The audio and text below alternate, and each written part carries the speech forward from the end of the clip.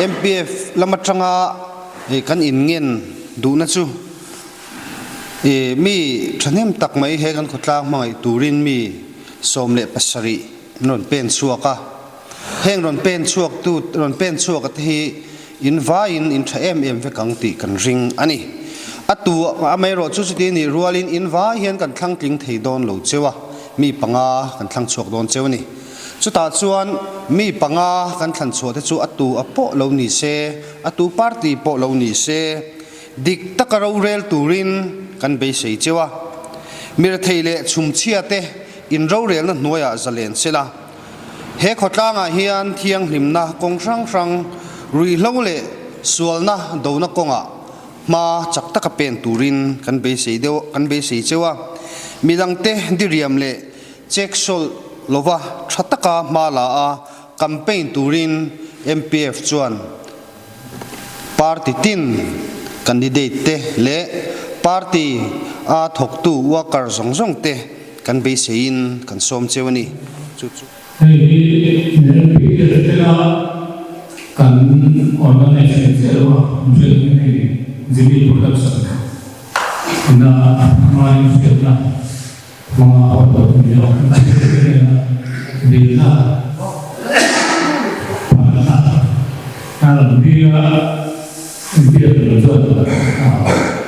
calon dia jadi betul personel dia sangat Tuhannya mereka jadi boleh terus mungkin na kami nanti betul kalau pasal manusia puji andua pun istilah dan mungkin artikan itu pun istilah dan pun kan pengamal pengcai pengamal soal puji bikin mereka kalau coba kita sedang tin hay ini tanya cuối cùng đó mấy cái cuối cùng mấy cái này á ông đây phản con đó cho tôi làm sự cái vấn đề này trong trại lần qua anh ta tôi xuyên những cảnh hóa và anh còn đang phơi của cái thằng tôi buat saya nak kalau sampai dengan nên còn cần đi về phố anh buồn sẽ nó không ạ giờ là nghe lên qua anh công bố cũng tất mọi người mình xem cho vào nó hết luôn mà lên qua anh còn cao mọi người tụ tệ nên trong phút tập tất cái phố để ngoài là mình anh buồn sẽ cần còn cao thêm tình dục thôi lên qua hoa thằng sốt mình nah, tapi tabung tinggal siapa? Buat saya apa? Kan di bawah nanti poin ini salah satu tinggal dan ini kedua antara bukan apa yang menjadi ambulan tahu enggak sesuatu yang terbaik sudah Islami ini kita sendiri juga đã đâu tổ mấy lần tổ nữa. Ole, bu chairman kalome. He zanin ahianin kan muang hianin common platform ti chu ania. Amaro chu mimal anga hetia common platform ang electiona organize thil om ngai lo ni in kasia. Makte po kan lo ti mai thaya. Chu ti ro le ro chuanin veng chung VC in khan te ania. Tunlayan hay kan MPF te tuna kan chairman ina asayang kanin common platform ang zonga buat say tumna hi VC election ahian omlem lo kan siat awangin thanem ngayana a kumnga tunnu kumnga bak election hi kan neile don to melawa chu wang chuanin khovel mason chauzela social media khovel te nia kan veng chung kan kho chung in ma son thei zel nan heng an campaign thu la te an manifesto te hi candidate te hun tha si hun siam sakila chu tiang chon document angin en let thei te pon om sela khotlang in ma kan son le pha zual thei be seina lian tak a oma chumi tanga he hun hi ron ir chuak ron in piang chuak ani ti kha min hriat pui ta ula tin zain na hian hei mi kan thatnem lo khop maya amaro chu atlem le mi tlem le tama khan boi lo tai la khotlang ta na thil thatura kan ngai poimo si kan ti ho kha zaina hian soi ho na le zo na le chan na ang hun te po kan mang ho tura ngai la atha in arin omani ti chuan kan MPF ten rem minti saka he hun man phal taka hetianga hun min buat sai sak rem anti hi kalom khop maya keima abik tak point ti kha thuma kan nei masa phot du ni ole hey kan program hi asan pain kan in pe lem lawa ti khan kan kal chho deuh pop pop dona zo na le chan na manifesto soi vel kha ani deuh top mai dona ni zanina hian ZPM candidate pangate anon kal kim thapa tin independent candidate ni patni anon kal boka MNF le Congress lampang candidate hi chin kan shachia lawa enge an theilo chan po hi kan she chia lawa ni ti hian MPF le Paul enge moa hoi hotte ani lo wangbok te po ani arin oma eng po ni sela an tel lo in zanin huni kan mangdona akhwar thak ru ang reng don viu in ka sia chuti role ro chon kan soi du ang te kha kan zo du ang te po kha zau takin zo in zo thei tum tai la tin helai ho satang moderator atanga kan in ngen du chu kan tam lem lawa nakina candidate te thu soina hun kan in pek huna po khan party ang zonga in kheilu tukna te mimal ang zonga vein be chiam na ang te kha tilo sham ila helai ho satang hianin kan khang kha a omani chuanin kan lo in khap don ani ti kha min lo hriat saksa ula ti chuan a hmasa beratan kan hun man dan tur chu candidate party io hai mi pan party pani an lo kal lo awangin mi pathum chi hmasa berin mi pathum hne na tang thu soi kan ngai thla thei dona mi pakhatin minute nga theu hun an neyanga an party manifesto soi honna anin zor thiam phei chuanin hei kan hun man hi YouTube pa te po kan la post chho tura ngai la veng chung thalai te nu le pa te pon an le en tura te po ngai la chumi huna te po chuanin i campaign na pakhat zel ani ti ril rupu chung khan minute nga hun hi engtin nge khotlang VC in candidate an nia engtin nge shroen tum engtin nge kalpuen tum ti an ril ron veizong an manifesto an thil tum sang te kha soina hun kan hon sak dona chumi zo lama chuanin ata tol te ten kan kal chhawnga chuan po number po kha kan ti deuh ngiala amaro chu kan tlem awangin party om chun hi kan som ma saperanga an manifesto te soi hong turin mi pakhat an ron ding chuak nga chumi nuwa pu FC lai chuan oma independent candidate kan som lenga ato bernatan po ST lal siam thara independent candidate ne na tang thau manifesto soi honna kan ngai thladon pokani minutely atlin hura hela hian pene mohi karon khong rizeu mainga bel kan nation lawa chumi nuwa chuan karon khon rik zeu nuwa khan minute khat kan la nei ti na nga ngai tai la minute nga tlin chon khaile tok te tin helama tang hianin karon zaile don cheuni ole ZPM party tang an manifesto soi honna nei turin ilo somang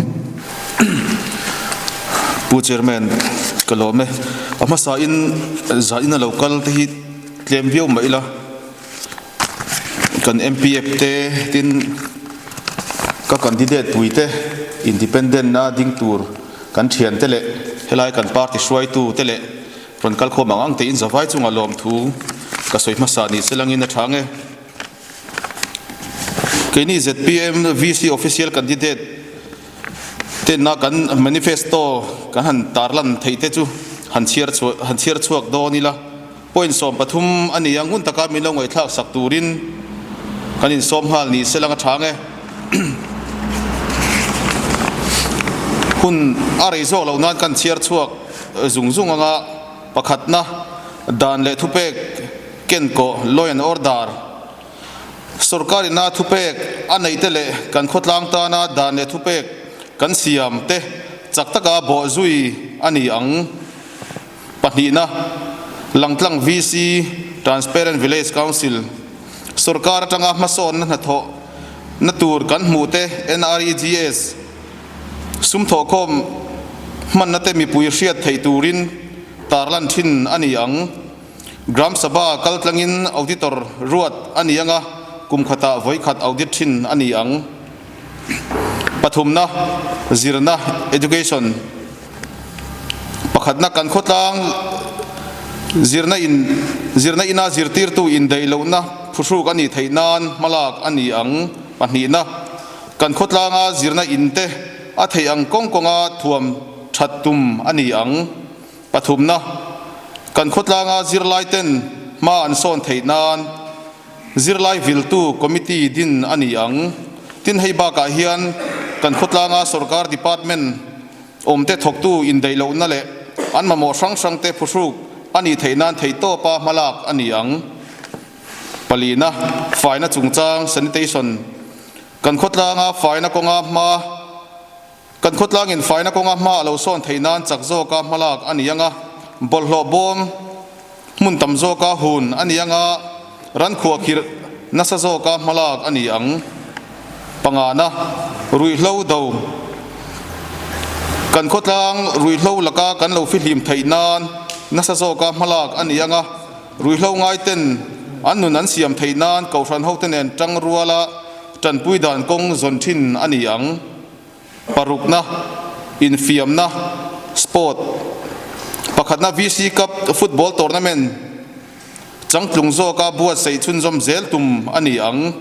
pahni na infiam na mun kan leite ti changtlun zel dan tur le infiam mi te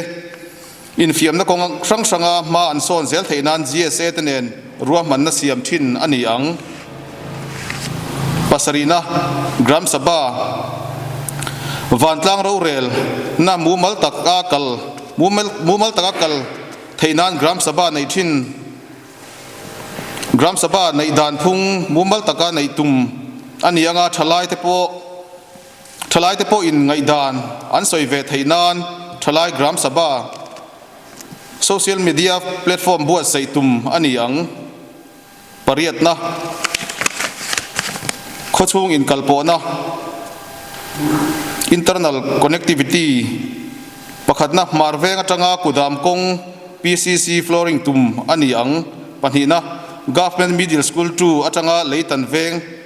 panakong siam tum ani ang pathumna forest pe atanga marveng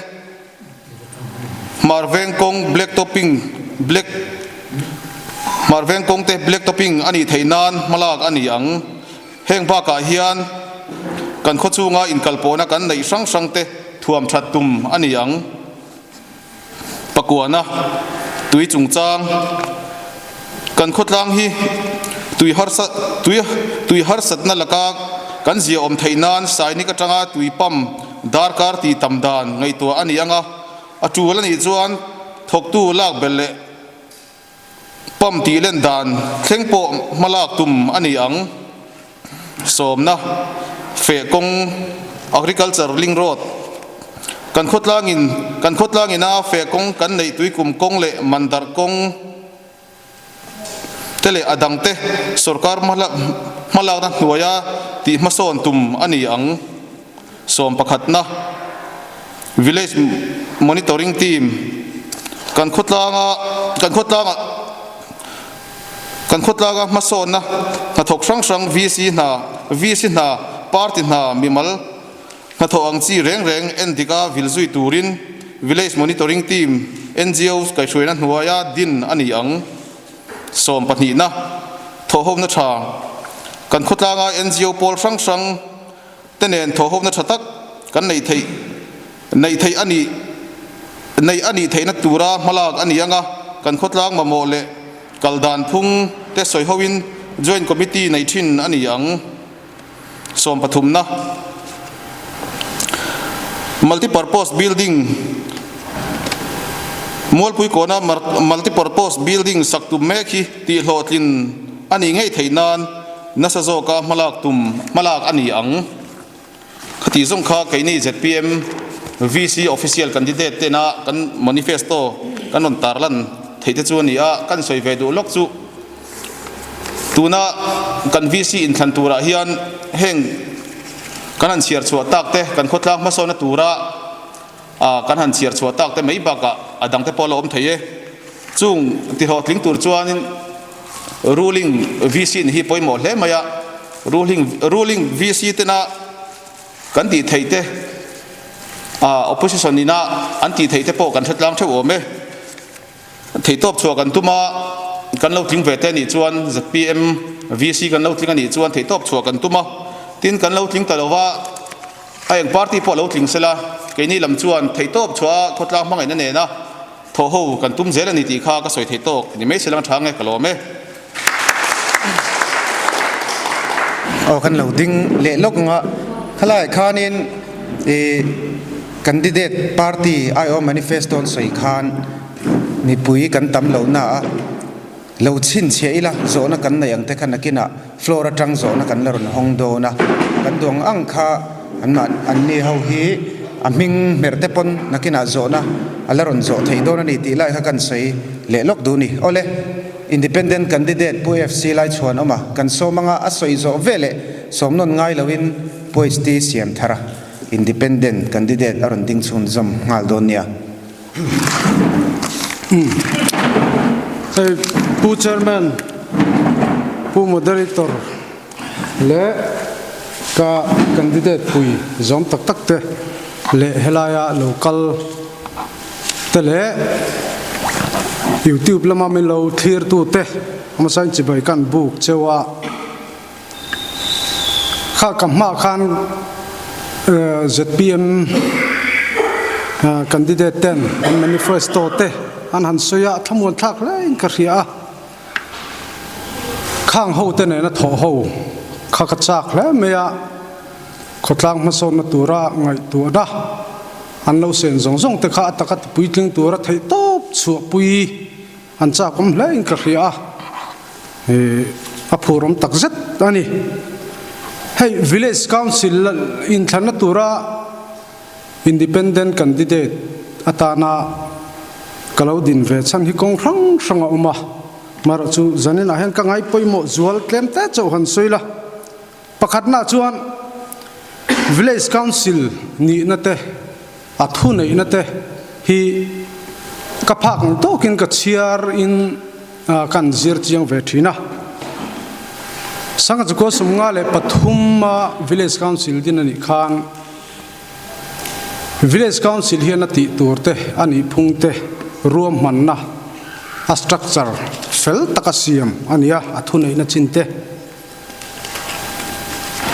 hey village council ti mai poni lein village council court ti hi ni deuh kher thina chu village council court ani na chu tuna hian kan hlam chia hret ta ni hian alanga hemi kong a hian ro rel na khai rual tok lo hi om fo wang ti hi hlom na chin awma thil ra rang hi ani tur phung anga akal chi to lo hian ato pa hianin thil fu lo hi om fo thina chu wangin village council mo phurna hi ani na anga ken ko ani le theinan theitop chu katumani pani na zirna chungchang chingchi phian hai ming thanna deuh kan nei thina chu chu le khathiam khua ti kan ni thina ni tuna ro chon hai kan din hun hi kan thaka na china khan kamma khanin soita kan khan zirna kong apo an ma chopte aron soya khang te kha anni ne na tang rolin kan thok ho chhozel tura kan ngaya chuti rual ka ngai poimo em chu abik takin kan veng chung bika a thok tu te hi ka kom kol thina in thun zom na thatak hi a om lem lo ani zirtir tu te a hian hey primary school kan neya middle school kan nei boka St Peters kan nei boka sorka school chu anin meya helai po hen soi trau tur kan ya maro chu toy te in helai bi ka hianin ama sabera chuan infrastructure po hi kan momo ani rualin thok tu tele village council te hi kanin thunzom nge that anga in ka ria zirtir tu te po motivate ngai ve tho an ni chu wangin heng kan zirna school te hi kan ngai sak le zual anga in ka ria chu tiang konga chuan zirtir tu te atam thayang ber school a po kalchilin an har satna te an ni ne na soi tlangin a thei chin china malak katum ani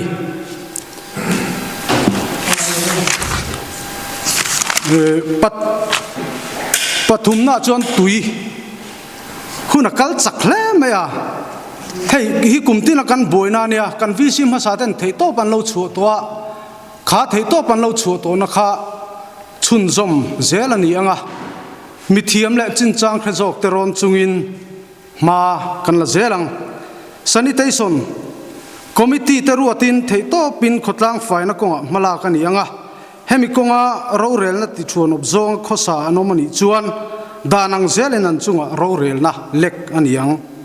development chungchang a hian hei contract te an ron thok thina khotlanga development local te en fela dik taka tho ani theinan ma kan la anga pam ham taka che tum kan omani ro chuan chung ta chu do dal turin thei top ka chuang tin eizon na kong kan thalai te hi zirna awangin mun danga heian oma ba te ma te ron chuaka zauta sentence ka de siam tuna chu helaya beidong takin an ron hole ni helaya sarkar na to silo hengte bultan li le theinan hian an bultan na kong hi sial pui hi ka chak em big takin he skill development noya hianin na chi sang omani hengte kan thalai rol te mistri tiang chi te hei wearing kan tiang chi te plumbing atam mai heng hawa hianin malak pui turin thei top chua katum ani le alat tam azat ve kala soi lova khongai pu moderator min ria thiam thei chuan hei pathung chi kan nia asoi zo thei lo mo nakina huna lo don chau kha ka po chiat lut tu ka helaya po hianin na skill development chungchang hi ke chu ka ngai poimo ani atop na chu te chu khongai mi lo khatiam la kan thalai te hian skills an nei lo chuan thiam na bi kan nei lo chuan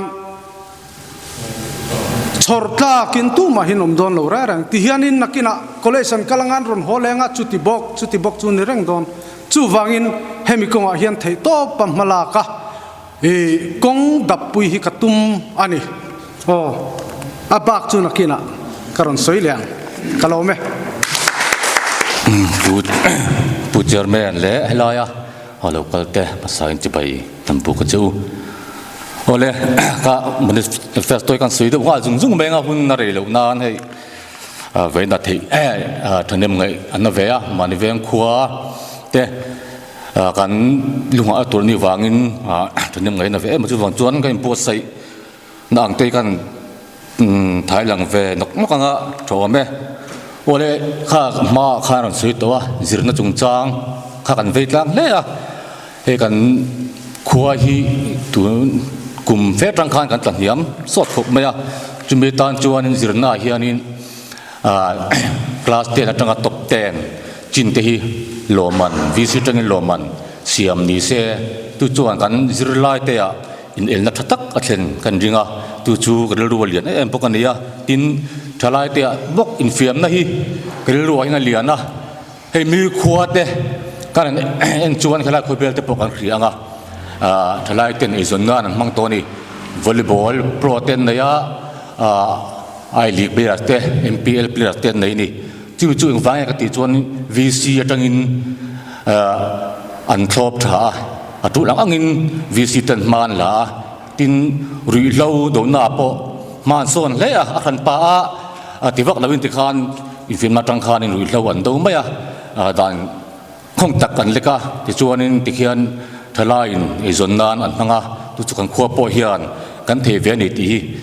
ka ring hlata chu wang chon VC tang hian thalai te theiang to ka ei han pui bomi ka duwa tin e zon ko nga po thil dam taka po omang chung te po chu te to ka malaki ka tum ve ani tin e lo fare tung chang hi he kan venga hi mumal lo ra me khudang te ngai to chuanin i lo fare ti mumal lo tin mistri te po hi lo amumal lo ni te po hi en na siam that i tha ka ti ya hi ka ru lian ani pok ani tin kan veng chung hian VC wak a VC na kan tho hi i kal rual se ti ka ngai dar ni ya tin lo fa chung changa po hian e arwal the ang bara i chor ni se in tot angzong te pon mo ka tiang khan VC kotlang khoi tunin anin angin i khami kha hankal pui kan duwa tin i khoi laya mo na tho na khu chung na tho na ti bi kom lawa a tul anga i veng mor bertanga veng bor bertanga na han tho kha khu chung a chon chu rul ruwa alian bokani tin kan kotlang in ma alo son zel thein dan i kumtira kan kotlang nu le pate ko khomila chumi chon project ten siamila chumi tan chon akal khom tena kan kotlang tana tha kan tiang ber kha e VC in the topin ma la ila tu ne level som ni po akal me ila ti chuan e kotlang a so na po e kan mu kan ring ani tin veng chung kong kan siam ni i kan mani veng khwa kong ani a du thu asam do thit em ya fur an thlenga khokle mai zela tin sai den te thalawa heng te khotlang khu chung pa so na phat ania heng te hi ti thathiang bera ti kan tu ani tin ato bera chuanin VC te hi lal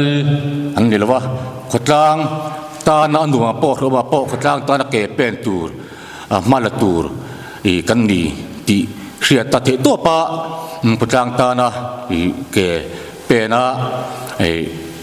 ma lak ve hi ka tu me tin chu ba ka chu de tui chung ne tui te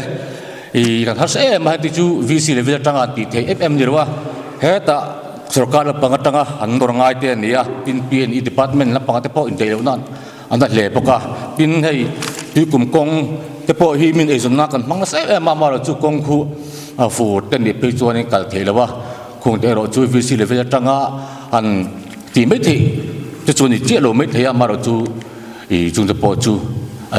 a te thei zo sarkar ne na te to pa thena bo zui hi ka lu le lian ber ni ti kha kan soi thei to ni se ka lo me hun kan vong dik tlang viau a minute nga khatlem kan lo ti deuh mai thaya nakina tam tak hei alaron kal don chawa flora tang te pon zona halom dona VC ani wangin MLA te MP te ang em a hun tam deuh in pek kha angai lo na lai chen kha om ve a chu wangin minute nga kha kanin tia kanin du tho deuh lek te pon ni mai thei ni ti chuan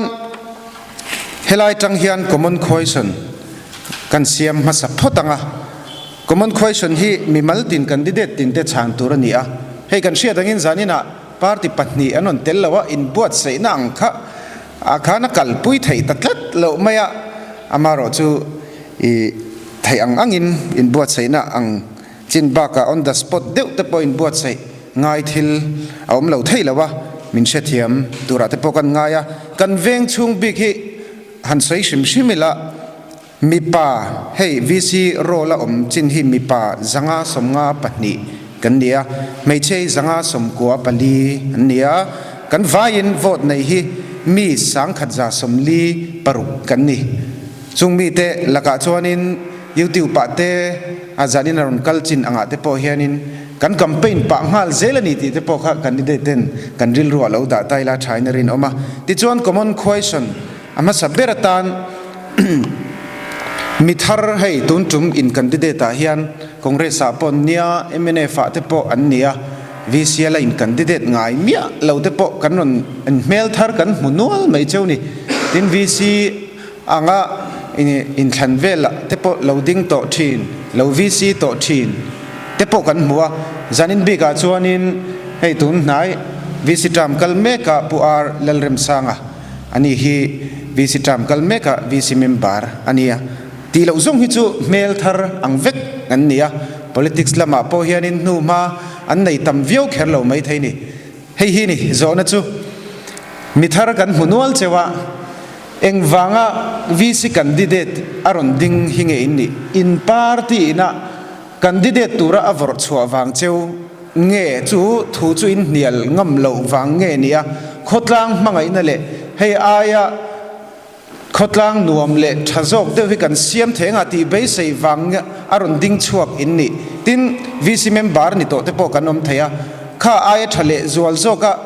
kan khotlang re in rel bol nei siam kan in be sei kan in rin wanga tun tumaron ding le nge kan ni ti kha mi tharan ni na tang mi lui tan kha be sei na an nei dan chawa kha sei turin heta abul kan nei bera tang hian pit si chong pari tang hian kan so manga minute nga theu hun kan pele don ani ole tuna lo som nga lang pu chairman kan ti don nge pu moderator kalome ni e hei kan party in VC ni turin min har bor chuak vea kalom le ka in situalin ni chin lok khan kan party manifesto kan share chuak an ron share chuak to chu ZPM party kal tlangin kan thei pato chuain khang kan manifesto ron tar chuate kan khotlang tan ma son na le that na tan tho tumin karon in pe ani ti kha ka soi thoi tok ni mai te se a ole pu moderator kalome ZPM party ruling party in khande turamin sop chua kapom chan ber chu khotlang ma son nan ka thei to pin ke pen ka duwa chuti rual chuan ruling party chakna mangin kan khotlang hi tu nai ma son le changkang zo ka siam turin thei top chua katuma chu wanga candidate hi pom kania ruling VC min than tlin chuan kan khotlang hian ma aso nanga na china ka ma te khan ron soi to agriculture ling road tui kum kong te anon soya helai VC te ti theini lo ti te non soya amai ro chu ruling kan VC chuan kan minister te kan ko ei theyanga chung te mang chuan agriculture ling road changtlung hi kan nei thei ka bei sei boka tin tui har satna te kan soi thin tui har satna te hi khotlang sarkar PHC department chuan kan tui din hun hi tui niang nar tura bei sei kan ni to phase 3 nei kan nia tui hi chu niang nar lu tuk tura sarkar chuan record kan ni phase 3 nei hi an tam lo kho pang chu ti rual chuan kan tui har sat chungi thathum vel bor thathum vel bor ba kan ni lo he kan tui har sat nei chu join VC kal tlang hian kan sainik tui pam so electric bill te in kontria so in choice semin diesel te po thok tulak bel po hian thani thathum chung tui pam so kan ti len thei chuan tui hi chu kan niang nar don ti hi alang renga abak hi chu thani thathum bak hi chu gravity hian chingchi mul khopum himin chom ne em ani kan har sa chung khathum chung reilo te hi chu thataka VC level a poison kalpui thei ni te hian alanga tin khotlang ma son na tur kong sang dan le thu pe ken ko ti te kan khotlang hian mamo tam deuh kan neya kan manifesto pahan lang chi lo te khung i tui kan har sa chung chuan kan VC ten khu ta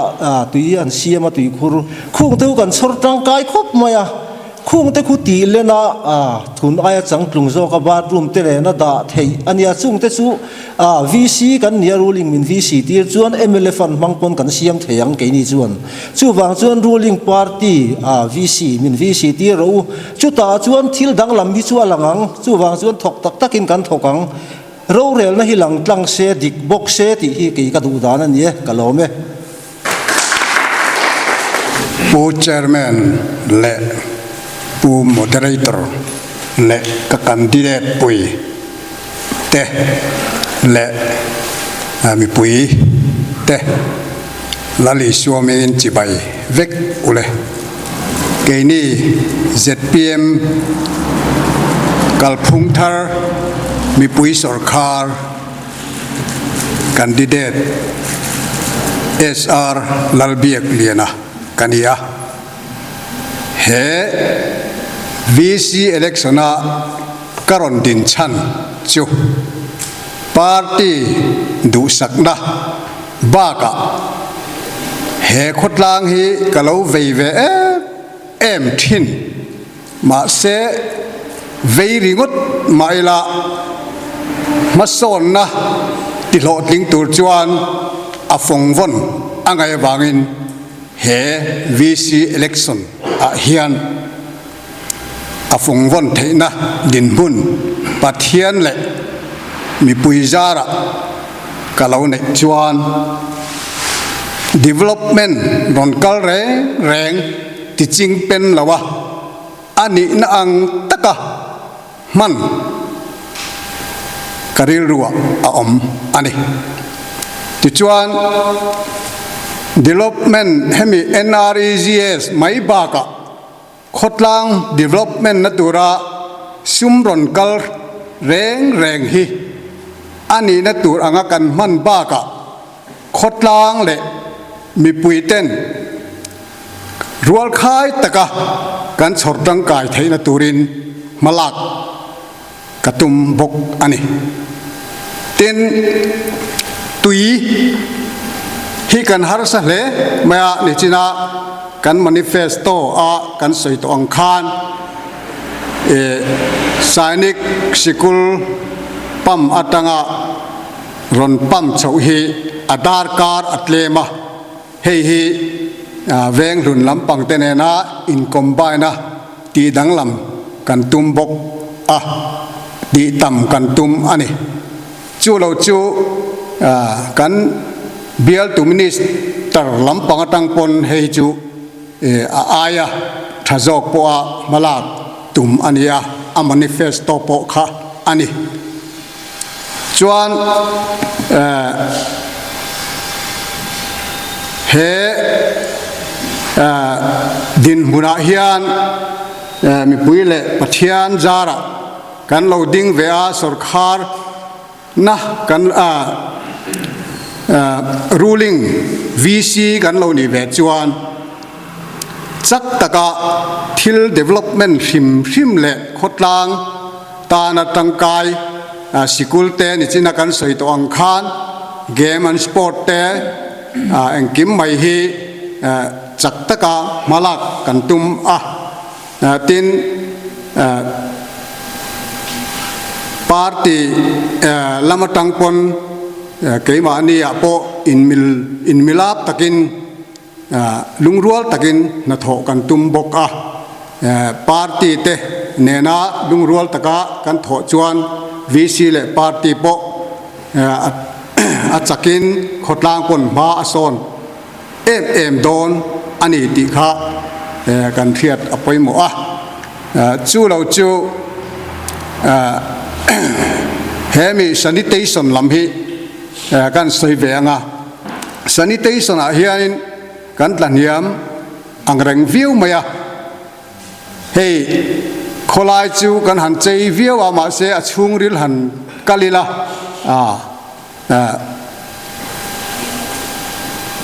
nom nok tam tak oma heng ti fai te hi le kong in kalpona khochung kong in kalpona thazo ka siam kan tum boka tin sanitation mun thang thanga atula pianga bol lo bom da kan tum boka chu wang chuan he ZPM candidate khotlang ta na ron ding te hi mi pui jong ina min vote vek turin ka som chewa sarkar ruling VC in than lo chuan sarkara anor po hardona chuwang chuan ol taka VC kan than te kan than sarkar kan nor theina turin ruling VC min thang ula tin atopera ka thusai du chu ruk na le khotlang development na sumron kal reng hi ti ching pen lawa ani na ang taka kan man kan tum ti kha karon sai du ani kalome pu chairman tile maila kalome ama sain jinghan ka soi lom thu te kha kan soi bahla de nu ya helai huna loading the hetia kom hi pathian khongoi na ani ama sabera chuan adot le chuan ZPM unit shoi tu tele member te du sakna ani a lom hle maya kai tongkam thiam lo le amirem shelo tak mai heti ver ngo thikania heng huna ding tura minan select chuak te hi an chunga in si chungin lom thu ka soi ni ti kha ni kan soi duwa hei Mizoram hianin ka hia thei chena chon ZPM hi sarkar na la changai lo wania kan nia chuwang chuanin until tumte engkim mai kan thetlanga Mizo te hi chu namman mo kan nia malak na tura an ti reng hi kan not et zela tu te poi kan nia dam thoi te kan duwa dam doina kan ompon tin kan tong trai po hianin kan thil dil thi thleng thoi se te kan tia kan nor man moa ahun taka hian pathian po hianin dam na te prisena te min lo petrina engkim mai hlotlin na po niang chu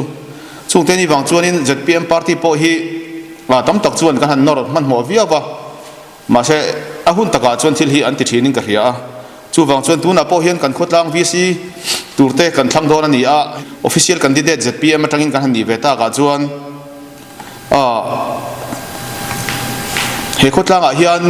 ZPM hi VC veilang ti tur kan nei thil ti te phoi cha om ve ka tia thil tha han ti khotlang ta na thil tha han ti hi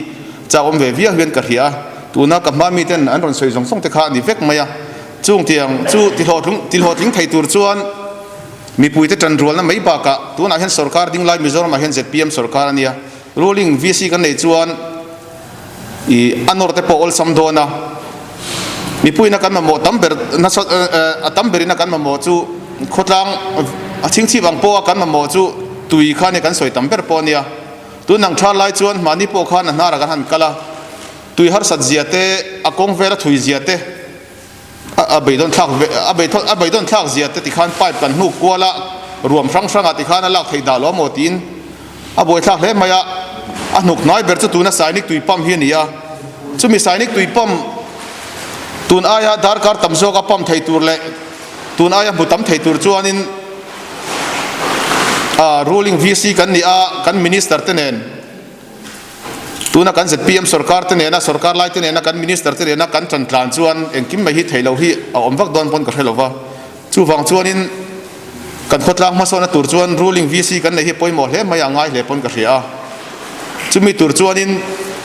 keini lam chu ti thei kan nei ve a mi pui le pathian mi pui du sakna zar kan lo VC thei te ni chuan heng zong hi thei patop chuin kan noranga khotang duam kan theyang kongkong kan theyang chin siam kan tu mani ti kha ka soi thei tok ni me sila thang ka lo me ale pu moderator le helaya ka VC candidate puite le pui local khom te YouTube lama melo thir tu te in zwain chi bai kan buk chewa azona khan engwangin ge VC a hian ilodin ve tile VC ni to te tan pon engwangin nge ilodin nun le ti khania kha kan zona ni ti kha shethar leila thain kan thria chu tối té kan chan du chu yang wangin nge ke hi VC ni lai ding non le kan ya wangin kalau din non le na chan chu he khutlang ka mangai na wang ania kha kan party manifesto te kan han duanga khang ang chi te kha ti hlotin ka chak em wanga he VC a loading kan ia kan ro rel to na te tha tam tak oma tha tok lo te po tam tak om thei bok a khang kan ro rel to na tha tam tak te kha chom nun le zel ka chaka a thalo te po siam thata ai thazo ka siam that ka chak em wangin he khotlanga village council nitura ronin candidate ron zuang lut kani ti kha ka soi do ni ka lo me pu chairman le moderator lo me ne VC candidate kan lu ve chan chu kan khotlanga ka thil ve zong te ti lo tling turin le ka thalai pui te ta na ma ala turin lai mun a hian kan ding ve ani ti kha kan soi dua chu wang chuan thei top chua turin he khotlang ta na ka thina zong zong a ke pen ve turin le ti thei kan e ve a kan na wanga lai mun rong zong lut ve kan ni e ka lo me pu moderator hei hun kan nga lo khop me soi tur hi ka nga se ka trua sia mar kan soi zor zor nga eng wanga he VC in thana loading hinge ini ti kha hei in than ma sa tang to khan thalai te hian in ding ve turangin na hi ka dong na sa em me maro chu ril ruwa ala lian lutuk lawa hei nik mun sang sang te ka han kala henga te hian village level atanga ma kan lak thei tur hi tam lutuk ani chung te chunakina atakin he village council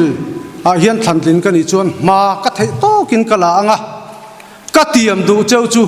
min thantlin phot chuan tram le hian ka campaign hi ngai to lawang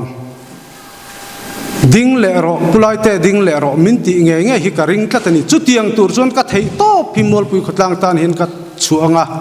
amaro chu ka soi du chu ke pon na dik tak chu ri kan soi le longa kan ki le longa kapa ne na hian ka dila kapa hei VC hian in candidate ve ka tu masin katia kapa hian ti vero nang chu thalai te vei mi le khotlang tana khotlang vei mi hi ne iti om tak pon mai thei sin min tia chu chu pathian o ka ngaya phur takin karon ka dinga mar chu zan khat chu kan nu hian in lo ria mutna hian kan nu po khana lo en nge yanga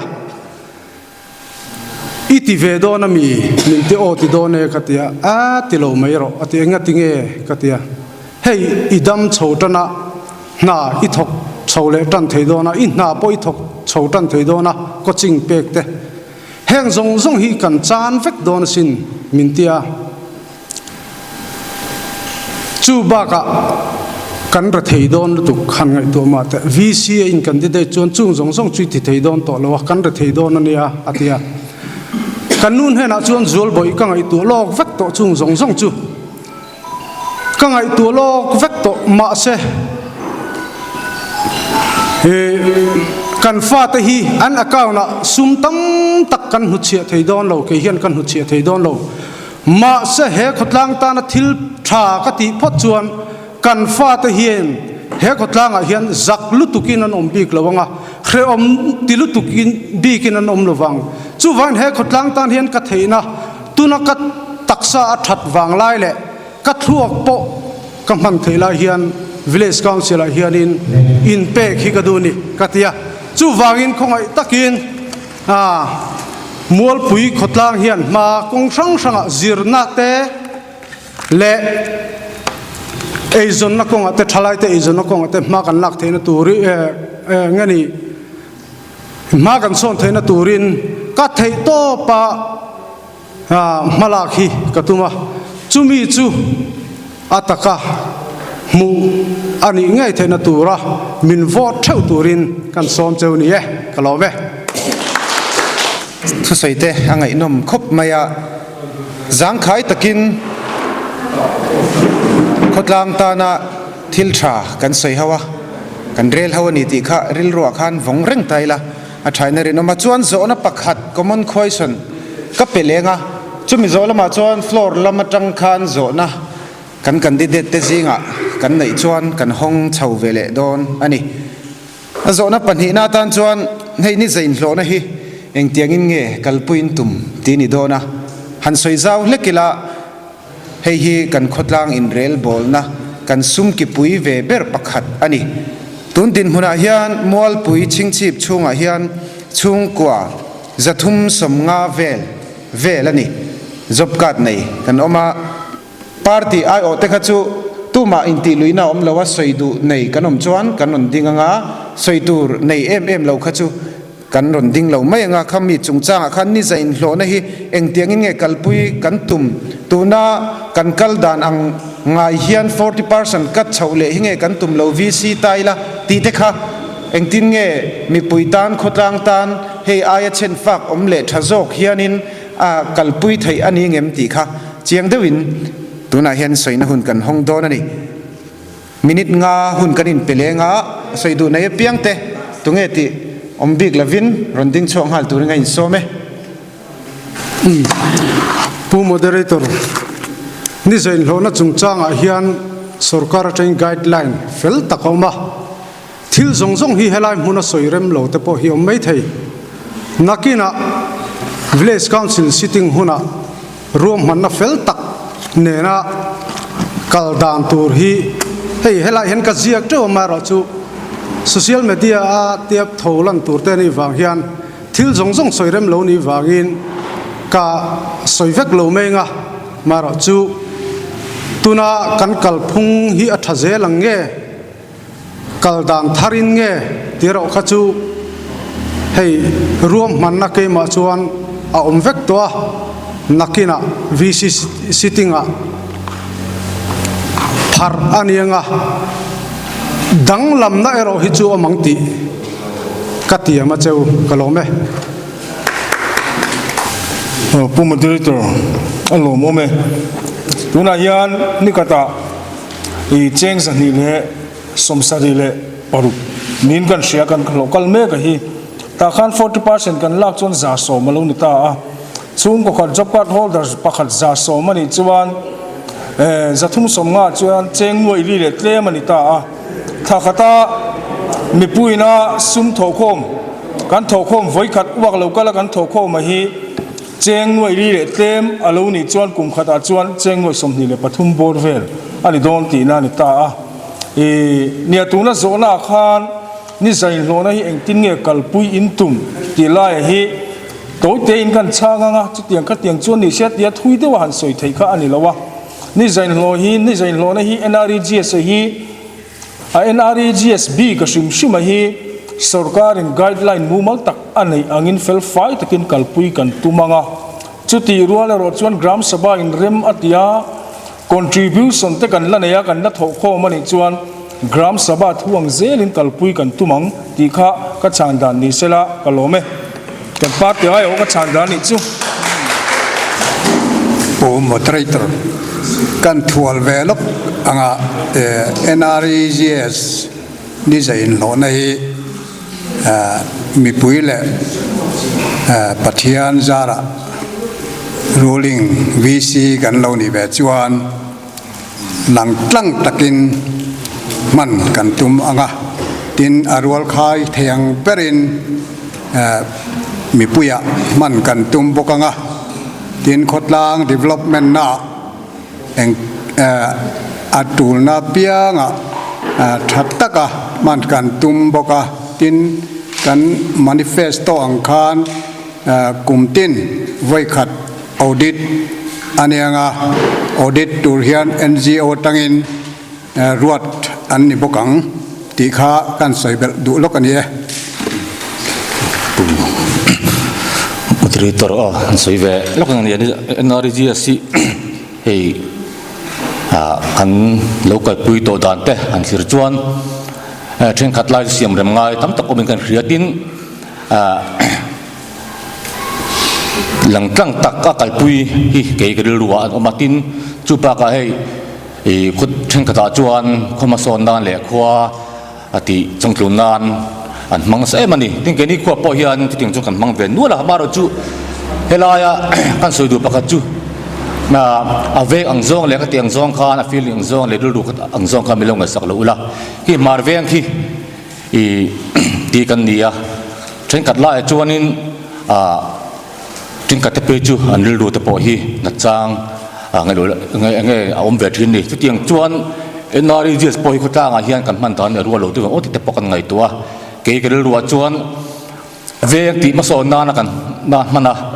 rual khai the ang pra veng chunga gram sabha ina tha at enga kalpuya man hi tha ka ti kha kan soi do tin e aman da le ka ting zong a chuanin ni gram sabha te kan denga kha khan mi pui kal khom khan i tha ka ti angin kan ka pi mi tur ka ngai ole kalome ole tikhan seidu nei kanom to lo ni na langa flora tang zona kan hong hal mai nga kan candidate zinga flora tang enge zona zo du nei kanom chuan hun kan hong hal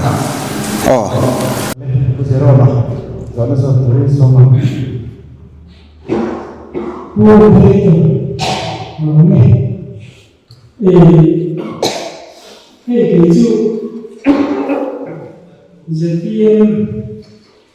Party foi do Candiá, tu vai só cantar candidato itu, kami juga seperti terbaik di kansiapa, hanya itu bukan itu apa, maka sekarang manifesto akan nizam nama akan lalu problema kansiapa kan ini kerja so meno to dar ovilun som vi kom så una sorta de lovin la i laoma kan kela so sian nge kan tun tele ni kha kan so sam ko so kan e pai in kha kan independent candidate kan dia ro kuile ya aloma ani panika zona kan so dua don so pasal dua mati kalau misian mai asal nakin habis kan kan bawa kacuan misalnya kan bawa ni pasal dua ini hotel sila ruling party VC naik opposition VC naik di mana ruling tahu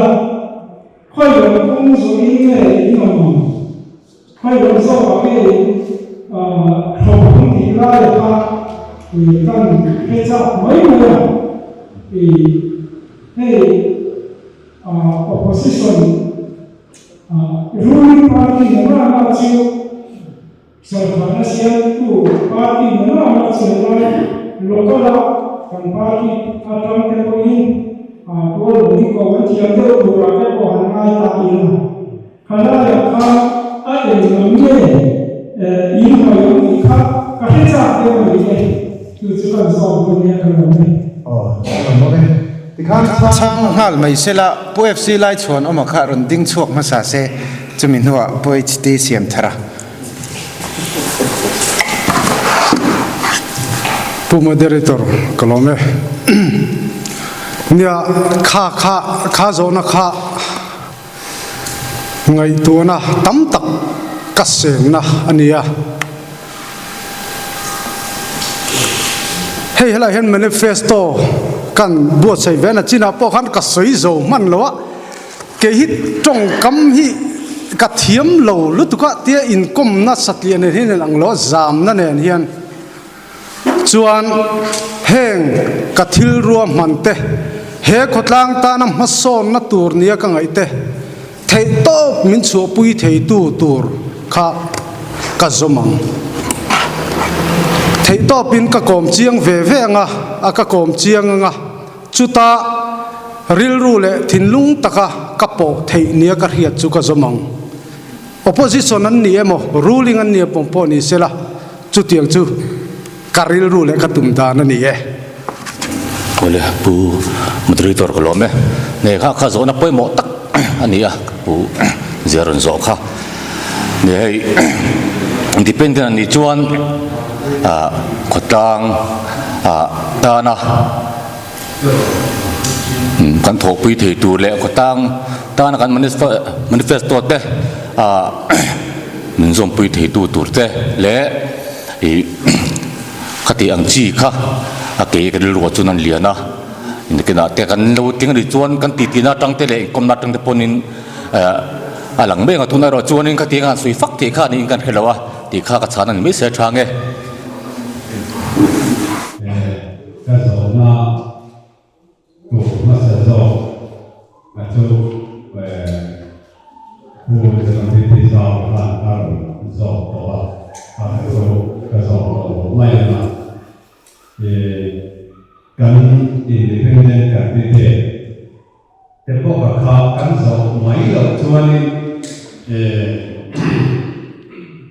kan zo na le chu nang ma ni tel nai na khan vi se so ka siam lo mai ta se ha in manifesto te kan han ngai sa kan mi ngai ko le da ko siam tum khop ma ya kal ni pui poi tum pe ni ala ha ti ngai a khan VC in siam pui pe ne kha in program na in mala kuna ang lo kha lo kan pui ta si cheu sela in pa ma hei hi tuna zo na kha alomom hle mai mun sang ka lo soi to ni kalom hle mai pukola azo na po kha fing len ka ria thei to pin khotlang thatna tur hian ka thok ka nga nia ka zom pui te khanin ma ni samim pur na tur emo ma ni lem hlet na thil an tilui tlata ka thei to pasiam that ka tuma ka siam thathai ngang lo ani chuan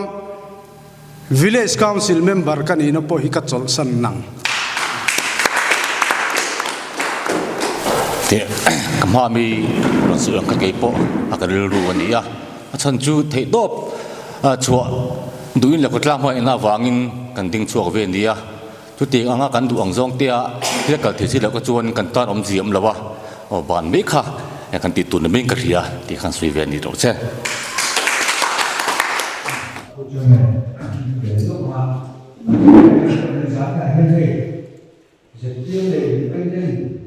nếu mà rất cần vụ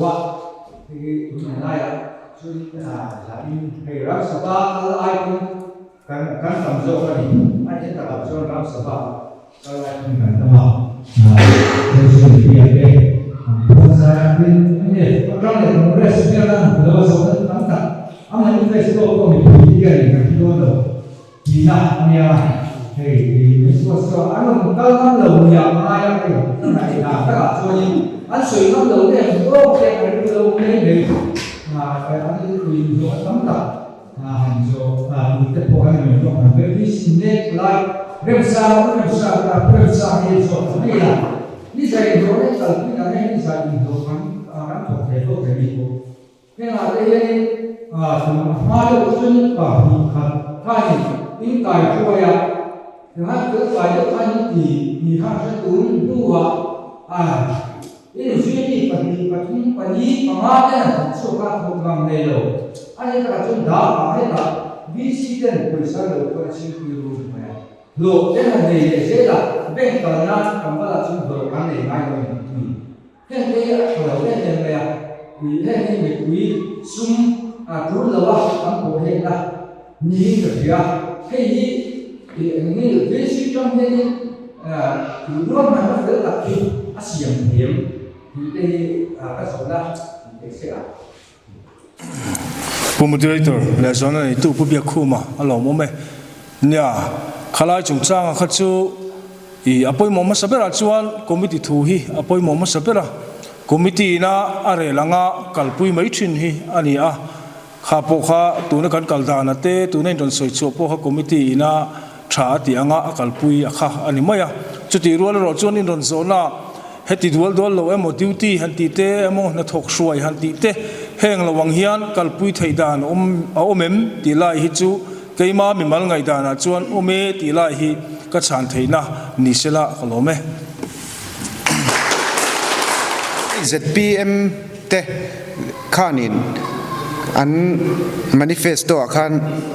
zinga pakhata khan langtlang khotlang ti te kha oma common question ka in zot le photanga nakina flora tang ti khan ain dot te te po khan kan non hong chawanga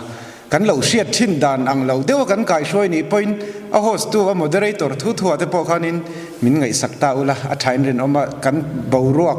tumangin kan soi ang khan kan kim tak chi alawa wangin in bot sai na ang khan kalpui thai ta si lawa chu wang chuanin ain chokin kan zot deuh hlek don ani ti chuan common question latan langtlang khotlang ti kha soi fi ngai deuh ni in ka sia hey kan tun VC tram kalme ka te po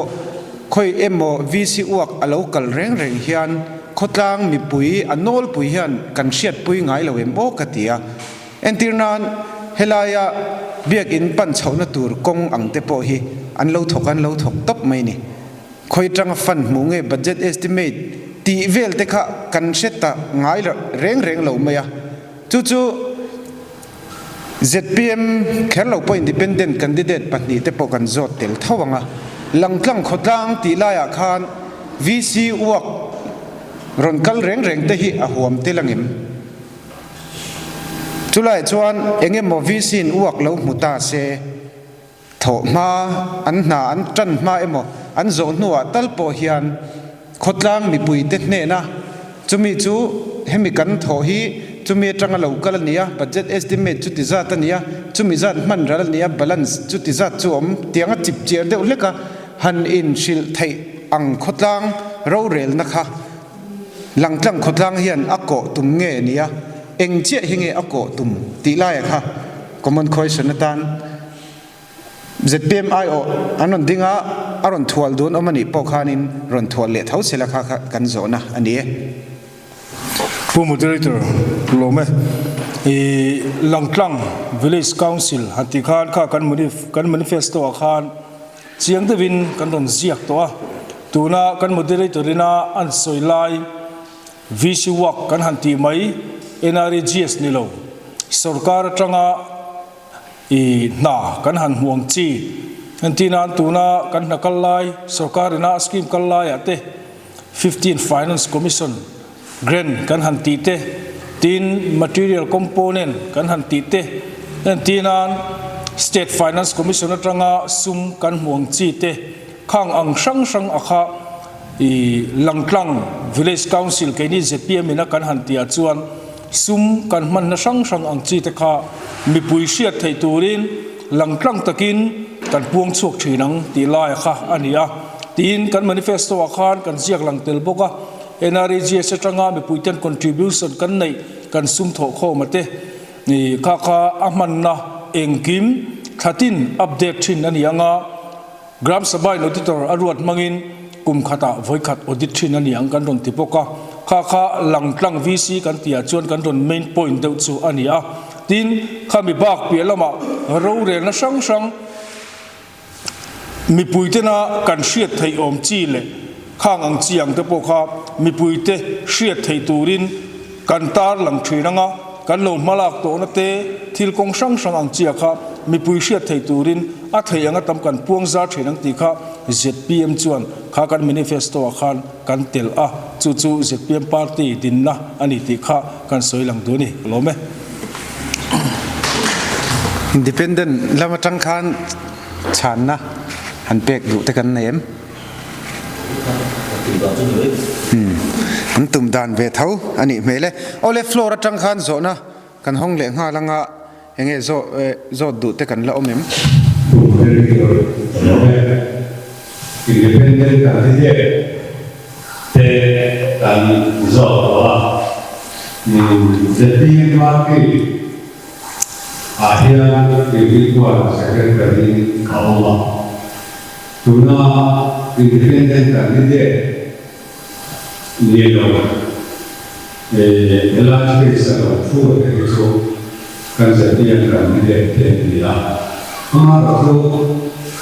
kan party ini saat dia harus orang orang kah kita dia kah kita lupa coba tuan hanso mereka dua là có thể định sang cái thủ đoạn tận ngài kan ZPM phát cái xe cả bên để đi tham dự lâu người ta là kan सरकार ना akal kita tuan milik सरकार binan kami Inggris itu yang सरकार का संसद के लोकल देखना मिपुया खाको रेशन चुंचा देमो हे देखना मिहरसा पिसा जानपुइना सिंह सोमा देवियन सरकार का युवा लोकल दासेला मिपुई सरकार kami yang dia visi kerja mikuya usapi megawin pa pilih sate kopi megawin langsung सरकार itu सरकार yang dia mikuya adongka adong tu komi alo komi tepi megawin wai kami kalui dia ka kasona ole hello om hle mai zona chang tur khan party ayo in tunge randing ang isom halang bu moderator kalong be tuna ron zona kha a instructor puina te mo sarkar tawn kal chun party thei bik lam nei lawin en dik ngam ani tur dong tur ten an dong ang chutiang chong kan kal puyang dik takin tin mi pui than thin kan ni chuan enge mo khotla nga sangson le i local chuan a khai rual theng berin adong tur o minan dong nga chang tur o minan chang mayang party ta bil ni lovin khotlang nu le pa kan ni do na wangin ani tur tak in an lang ti kha kan chan du da ni e kalo me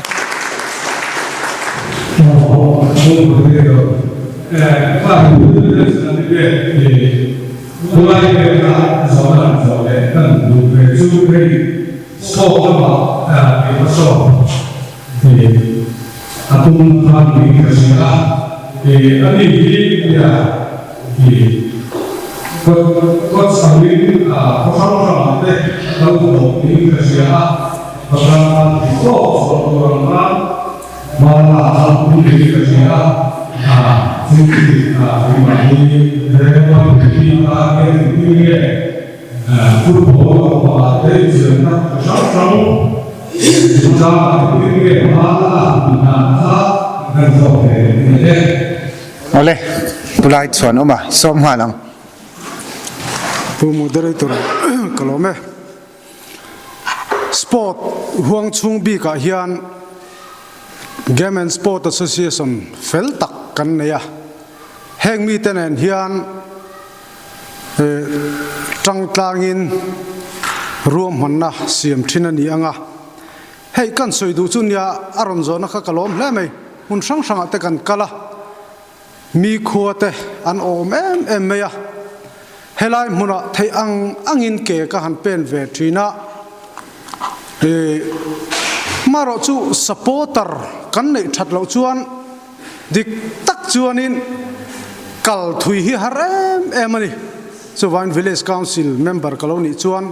football a chau ni lo sport discipline sang sang boxing ani mo table tennis ani mo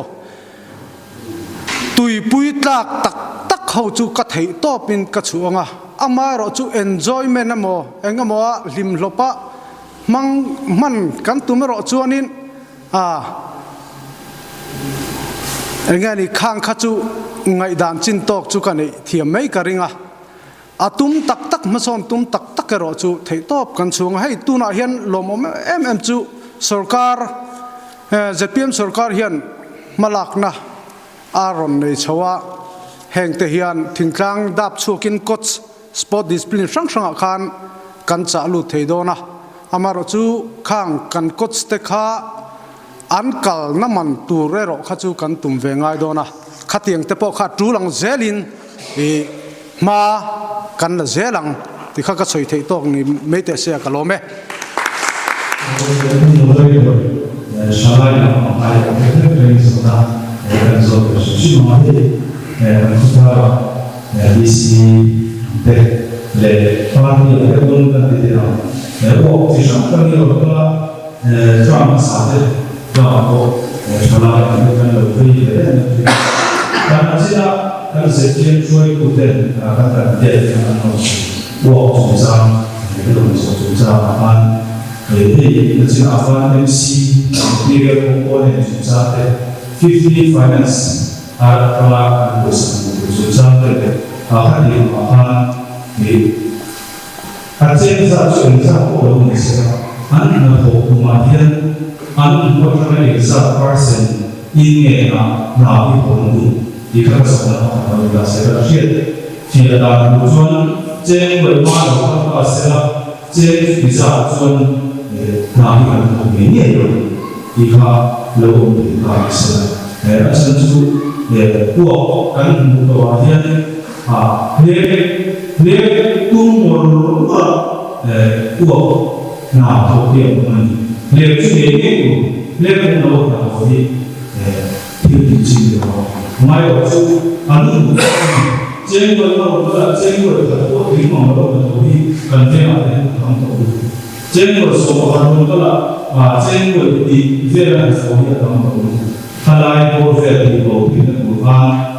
tình sa ta sẽ tất nhiên hiện tại của thì là cần sự quan tâm sự bị là một số này visual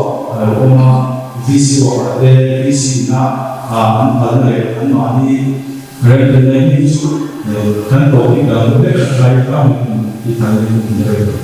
visi support kan ni visi na kan ya duna ni ke component ni se ko de ti shan ta visi na ni duna chu ya chan ni ko ni lo ni to chu visi do kan chu ni dun ni de se de so to ka to kan chi ma le kan tum bon chu la kan visi do de in re hung ma me visi do le lo te in lo fa ma li lo fa le ta bin lo fa chu cha ta bin ti chuan visi lo ko sa ta lo di ta bin na sa ti ka ka lo di ka le ko ma chu la chu visi do le lo te zel ta ta ni lo ti zel ta ti le o ko ko le ma ni sa par sin ni na ni ko tu di ka sa na ti ko se ole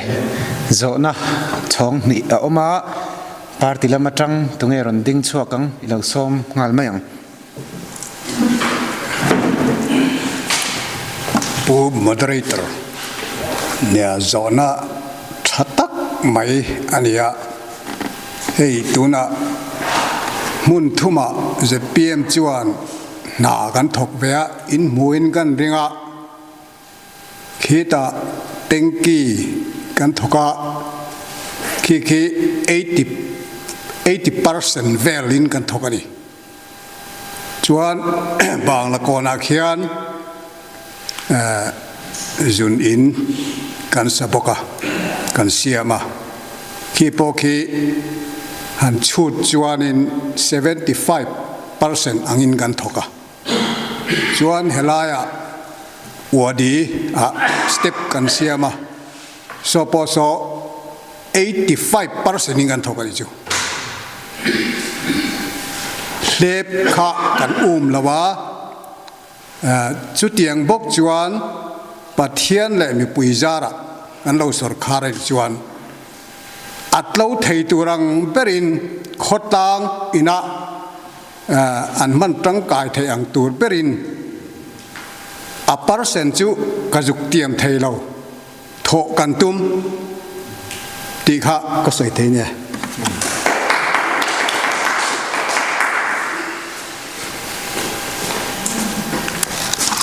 moderator kha zona lo pian chu chan kha village council kan lo nei to pia lama party tena na an tho lung oi lo zinga hian katel na sa ve em to mi mai sa tong po kanga to ni ril ru na ngoi in kan om thina ma se atopa chuan thu nei tu zinga tel ve lo chuan kan